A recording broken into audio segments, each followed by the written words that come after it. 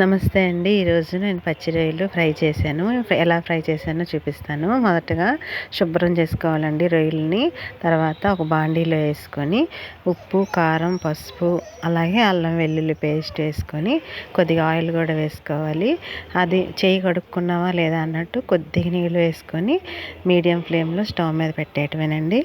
నీరంతా ఇనికి ఆయిల్ పైకి వచ్చినప్పుడు బాగా ఫ్రై చేసుకోవాలి.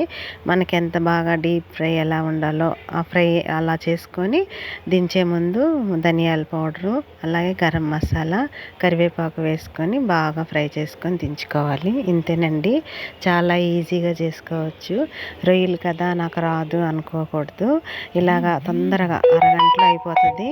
చక్కగా మనం అవి ఇప్పుడే కలుపుకొని తినేసుకోవచ్చు. లేదనుకుంటే మనం ఏదన్నా చారు కానీ పప్పు చారు కానీ వేసుకొని తిన్నా కూడా చాలా బాగుంటుంది.